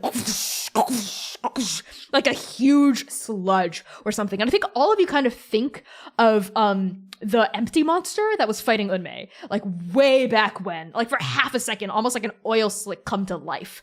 But this thing has a voice that is unlike that empty beast. It is a rasping, whistling, needy, glomming, sucking voice that emanates from everywhere and nowhere at once, pulsating out from the core of this mass of swirling void, and it says,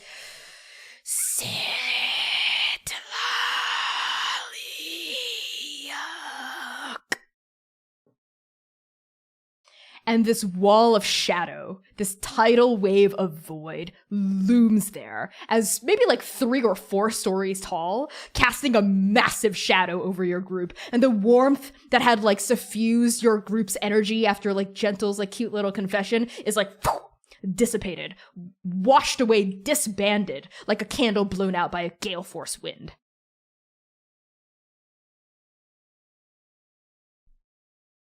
Yeah, I don't think anybody else needs to see this, so like, why don't y'all just... I disagree with the order that these were done in. I'm fine.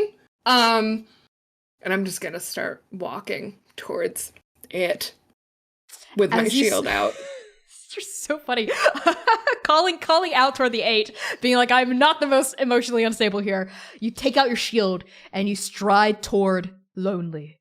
And as you approach Lonely, it's almost like the surface of Lonely's body sort of like vibrates and pulses, like it's venom, right? From like Venom. And it's like reacting to sound molecules, right? Like it's reacting to you. And you see like rising up out of the darkness to meet you, a shadow version of yourself steps out of Lonely's mass, like is connected to the rest of Lonely by these like pseudopods, but these like black slick tendrils, and like mirrors your every movement. You see like shadow Sitlali, for lack of a better word, also raise like a shadow shield and approach. Oh, cool. Tight.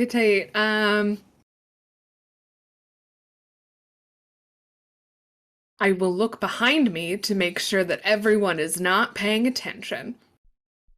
Mercy is staring so hard, and so is Wooming. Like, Wooming is actually swinging the lantern around as you see, like, this version of Lonely is huge. It's got, like, appendages. It's starting to, like, slowly, you see shadow form, like, a wall around your friends. And, like, Wooming is swinging this lantern around, trying to keep the shadows at bay. Every time they, like, swing the lantern one way, the shadows recede. When they swing it the other way, the other shadows recede. But, like, where they're not swinging the light, the shadows start to inch in. And I think I call back, I said go. Sitlali, we're here for you, okay? I turn back around and I start going back towards Lonely.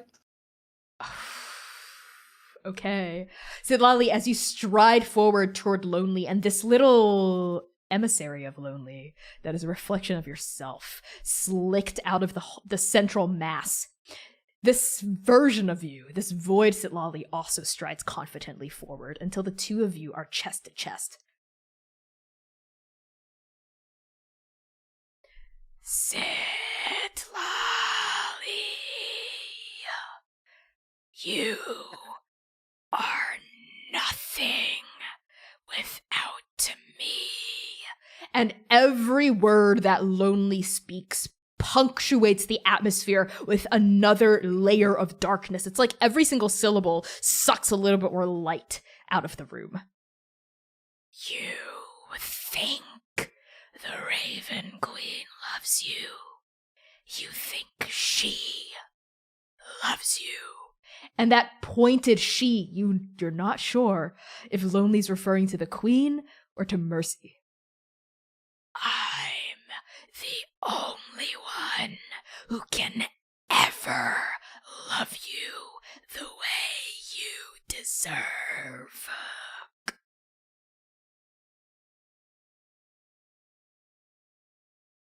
You are dead, and this is a dream. Just because this is a dream, Sitlali, doesn't mean it isn't real. You're still thinking about me. No, I'm not. You miss me, don't No, I don't. You don't know who you are without me. Sitlali, That's not true. make an intelligence saving throw. Can it be charisma? No, because I know you're good at charisma and wisdom. Ooh. Oh, not bad, not bad, not bad.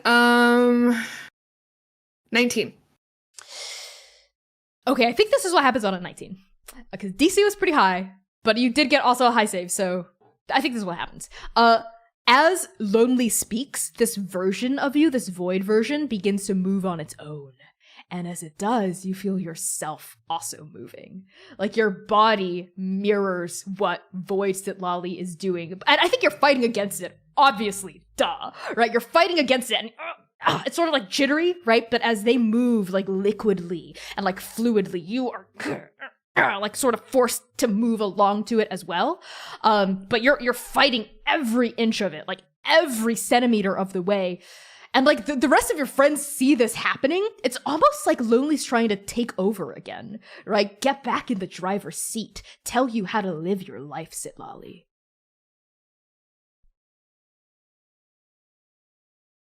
You're dead and I don't miss you. Lying to yourself. A classic Sitlali move.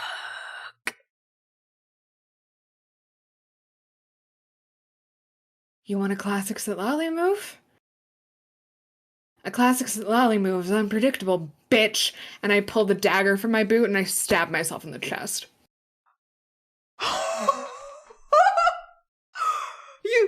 You stab yourself in the chest? Oh, okay. I love it. I love it. Okay, you pull your dagger out from the sheath and you spear that motherfucker straight through your own heart. And you see the shadow version of yourself do the same thing, right? And now they're resisting every step of the way, right? They're trying so hard not to plunge this dagger into their void chest, but you compel that motherfucker to do it.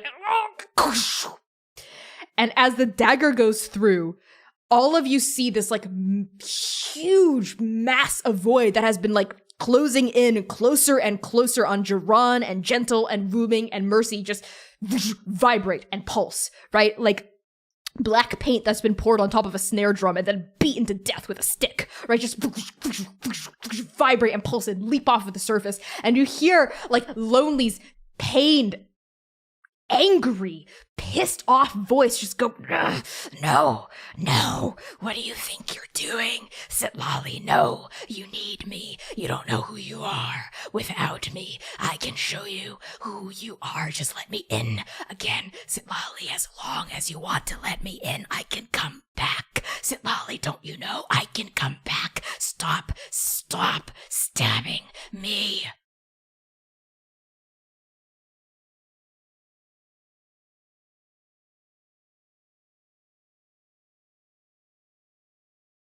Maybe I do miss you a little bit.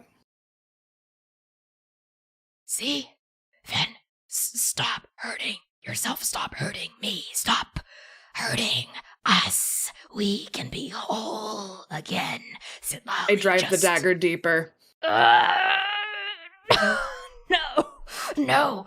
and with every stab, the wall that had sort of like closed off behind your friends like breaks apart and recedes back into the mass that's facing you. And you see like your own shadow self like stabbing herself, right? And like sort of like quivering at the edges. And Lonely begins to shrink. This huge gargantuan monster starts to just like minimize and shrink down with every single stab, punctuating it. More life is breathed into the atmosphere, more light punctuates the darkness, and Lonely gets smaller until Lonely is just a little puddle on the ground with these tendrils rising up, connecting it to this shadow version of you. Please, Sitlali, no, don't do it. Fuck off. And I stab myself again. You give yourself the final stab right through the center of the chest, as does your void self.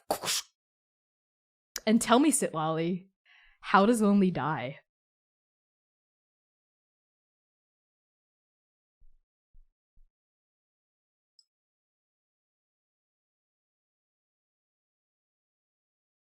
It lived.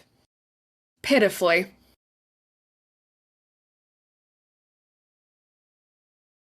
And quietly. And uneventfully. There's no grand speech. There's no final jab. There's no last parting word that cuts deep. Lonely just dies. And this shadow form of yourself just discorporates and like as it hits the ground, it turns into mist and is swallowed by the rest of the fog of the dream shield around you. And you're left standing several dozen feet in front of your friends, staring at the place where Lonely had been. Am I standing? How many times did I stab myself? How much damage did I just take? You know what? To just round it out, let's say you took a cool 50 points of psychic damage. Yeah, that sounds about Cool right. 50, a cool 50. That's, I'm still up, so that's fine. I mean, you stabbed yourself a lot. That's Yeah. no hand. So I think Sitlali is like on their knees, but yeah. Yep, you take a knee right after, and like there aren't any physical wounds necessarily. It's all like psychic. It feels like you've perforated your soul a little bit. You know what I mean? And you kneel there, and instantly, like Mercy is right there with you, like by your side. So Lolly, hey, are you okay?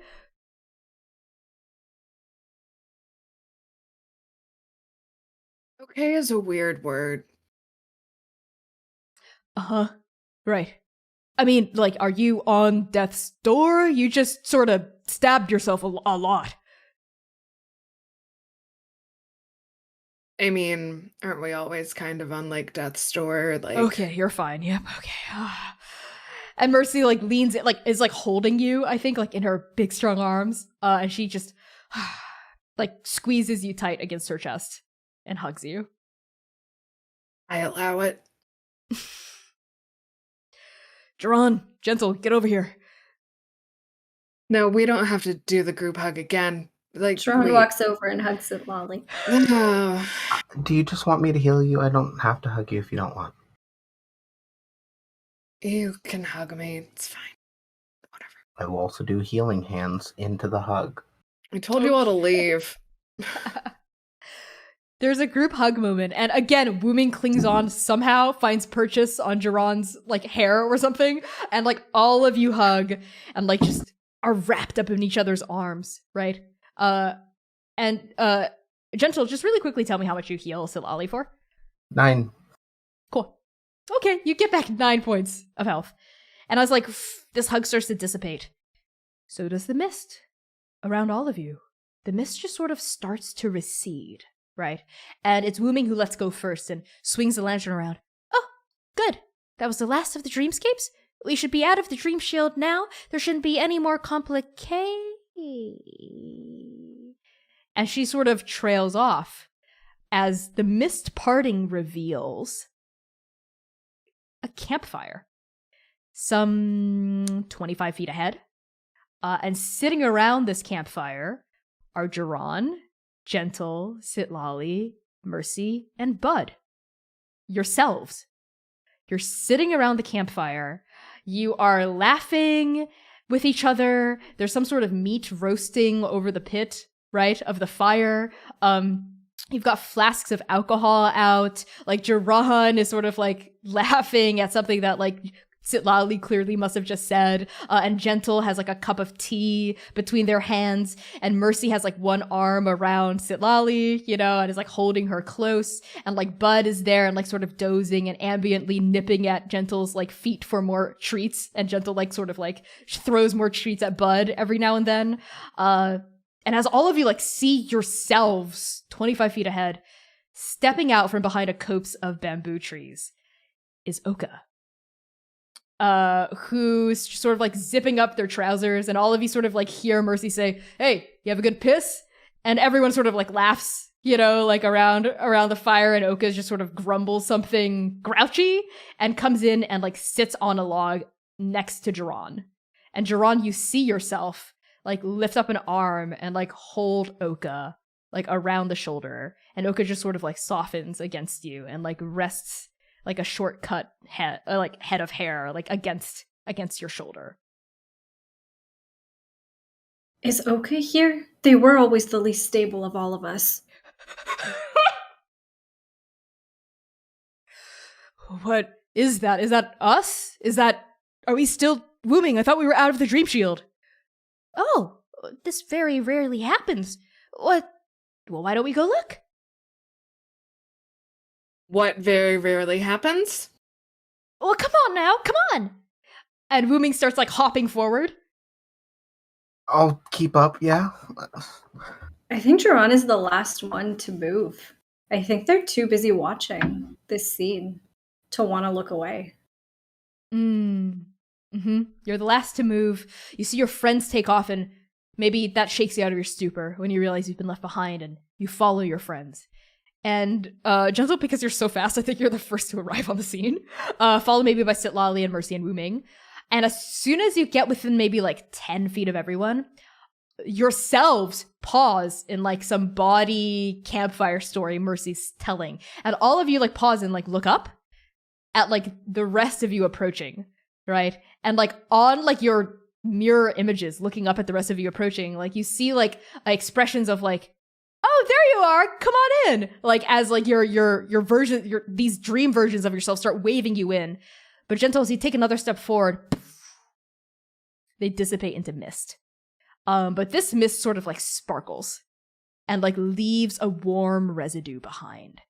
And the fire is the last to go, as is this image of Oka. You know, Geron, you see yourself shimmer into this glowing mist, and Oka, like, looks up and looks at the real you. This dream version of Oka looks at the real you and smiles and, like, whispers something on, like, their mouth moves in a way that I'm gonna need you to make a perception check to see if you can read what Dream Oka's saying to you. This is the most important check of your life, Geron. I should have taken the other Use the feat. auto crit. I should have. Oh, yes. It's Okay, auto-crit. auto crit. I'm doing it. This is very important to me. Okay. Okay, you use the auto crit, and you not only can read Dream Oka's lips, you hear a little bit of their voice say, "Into. I'll see you soon, lover." And then they disappear. And then all of you arrive on the scene at that point. Had a And question. Wooming, go ahead. Can I roll something to try my best to like get to just rub the tuft of Bud's head before he dissipates? Oh my god! Can you imagine if I made you roll for it and you failed? And I said no. I'm down to do it. Either one's fine. Okay, roll me a sleight of hand check. I've been rolling like trash all night, so please, dice. Sleight of hand. That's a non-natural 20. Just before Bud disappears, you reach your hand forward and you touch a tuft of warm fur. And then it just discorporates between your fingers. I'll get you soon, Bud. And you swear you hear a little woof, like on the wind, as these sparkles rain out. And Wooming swings this lantern back around to face you specifically, Sitlali. I was going to say, it's rare for good dreams to come out of the mist. But I guess this is one of them.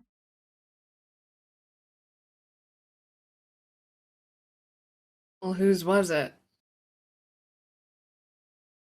If I had to guess, And like maybe you're all like lined up in like a line, and like Wooming's like moving their lantern down the line to like pick out the culprit. Right? Like, who would have such a gay fucking dream? all of you. None of you are exempt. This was a dream made from all of your hidden desires. Hidden desires? My desires are pretty, explicit. So. Huh. It's not what I would necessarily agree with, Sitlali, and who knew you were such a romantic? You just want us to be one big happy family, don't you? Shut up, you were in it too! Jade, shut up. No, you shut up. This applies to all of you, okay? All I of think it applies us. to all of us. We need to maybe work on being better friends to each other. Yeah, gentle. I love you. Love you all. I love you guys. I don't love any of you, but I do respect all of you, and I feel like I've learned to know each of you better through this experience. Hey, Wooming, Yes? where's yours? Oh, my dream, you mean? I've just run this gauntlet so many times that mine doesn't really pop up anymore. I know how to avoid it. Why is the masked one raising their hand? Oh, yeah, Gentle does that when they have something to say. Yes, Gentle? I take my mask off. Wooming, I would actually like to get to know you at some point. Oh, You're a very nice person, and I think you'd be a good friend of mine. thank you. Honestly, I think my niceness is probably why Mercy and I didn't work out. Hey, probably Doesn't also like my nice honesty. people. But hey, well, that's true. What? I smile innocently. Sitlali, you have a lot of strengths. Being nice is not one of them, and that's So not fucking why. nice. Uh-huh. Of course you are, hun. Of course you are. I would like to get to know you more as well, Gentle. We can talk more about this after we get out of the dream. Agreed. I think we have a lot in common. That should be the last of it. You see the mists? They're receding. And sure enough, you see like the last of the fog begin to sort of like eke away from the scene. All that's left to do is continue walking until we exit the Silent Grove. Okay. All right, well, that's a lot of walking. I don't know if we... And interrupting Mercy, all of you, is just a massive peal of thunder in the near distance. Maybe? Just a boom, like out of nowhere, just a huge, just thunderous boom. And sort of like punctuating it is like a sharp crack of lightning noise as well. And Mercy even like jumps, because it literally came out of nowhere. It was like a jump scare, right? Mercy, oh, shit! Grade 8, what the? And like she's like half like unsheathed her greatsword at that and is like looking around. And like even like a Wooming's like feathers ruffle a little and puff up to make them look like twice as big as they usually are. They like hold this like lantern in front of them. Ah! Whoa! Whoa! Well, that doesn't usually happen.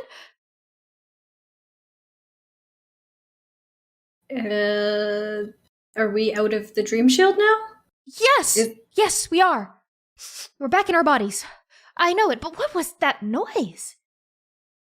A really bad thunderstorm?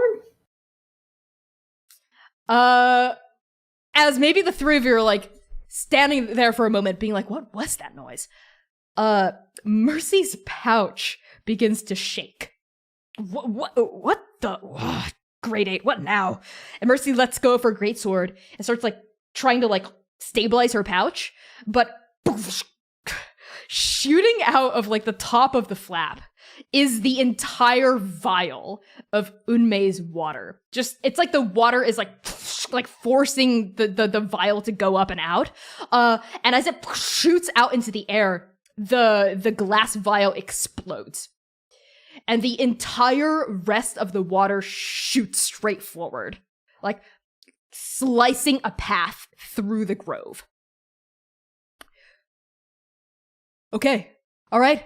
I start booking it after it. Okay, yep, this might be it. Let's go. Yeah, Geron is gonna follow. Geron, Sitlali, and Gentle, and Wooming, the four of you book it, following Mercy, and this, like, flying, it looks like a little, like, water fairy, right? Little sprite, like, through the woods, weaving between branches, weaving, and you're booking it, and the Gentle, even though you're really fast, this little, like, water sprite is faster, and it takes like everything you have to track it and to like run and keep up with it. It's really fast, and you leave your friends behind even as you're like jumping maybe from stone to stone, like navigating down hills, going up little like slopes and inclines, like skidding down like where like waterfalls fall down, following this sprite like through the woods in the direction of that thunderous boom and that crack of lightning that your team heard. And I think all of you together break through a clearing, right? And you stumble upon a scene. And the first thing that strikes you about this scene is the smell of blood. I think we're going to end the session there.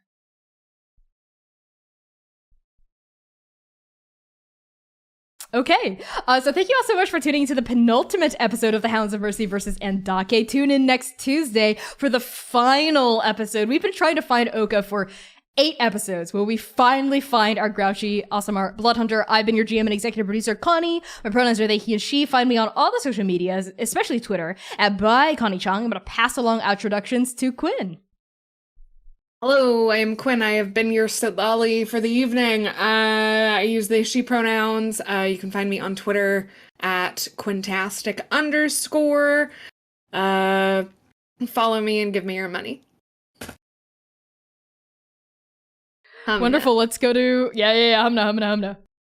All right. Hello, everyone. My name is Humna. I use any and all pronouns. I'm very scared now. I am a TTRPG performer, and you can find me on Twitter at @shahid_, where I talk about all of the different projects I'm a part of. Right now, on Sundays, I am part of an Invisible Sun campaign on Friends Who Roll Dice's Twitch channel, alongside C, who plays Oka in the main campaign. So if you want to see more of C and myself, you should tune in Sunday nights at 6 p.m. Eastern Time. Fantastic. Let's go to Dare. Hi, I'm Dare. If you liked anything I've done today, I'd recommend checking me out on Twitter or TikTok at NBDare. That is ENBYDARE. Of course, I always got stuff going on, namely starting Friday, if you go to dieharddice.com and use the promo code DARE, you'll get 15% off because the holidays are coming up. So get a little extra off your dice. Help me out. Of course, if you like coffee from a queer and black coffee business as well, I'd recommend going to grindingcoffee.co and using the promo code Forest for 10% off there. I'd recommend the 6-bean blend. It's really good. And then, in terms of things, Saturdays, I am going to be on 2 streams this month. I'm going to be doing a Ravenloft campaign with TTRPG at 11 a.m. Pacific on Saturdays, and then the mass game on RF Chaos in the evening. I will be very tired. Okay, and that's been our cast. Just as a reminder, the next episode, the midpoint of our main campaign is this Saturday, November 6th at 3 p.m. U.S. Central Time. And the finale of Hounds is going to be this coming Tuesday, November 9th at 7 p.m. U.S. Central Time. Yes, we did time that intentionally. So tune in on next Tuesday to see, I think, a little bit of a wrap-up of what happens in our midpoint, specifically for Okan. That's all I'm going to say. So we are going to be raiding Cypher of Tyr, Tanya DePass. She's great. Going to start that raid. Give her a... something went wrong. You know what? Let's raid someone else. In that case, might be like some bot troll protection. So we're going to raid GV_Anna. She is a fantastic trans Celeste player. She's really good at it, and Celeste is like a really hard game. So toss her a follow, say hello in chat, even if you can't stick around. It's always nice. And say Transplanar sent you. We love you all so much. Shpeesh. Bye-bye.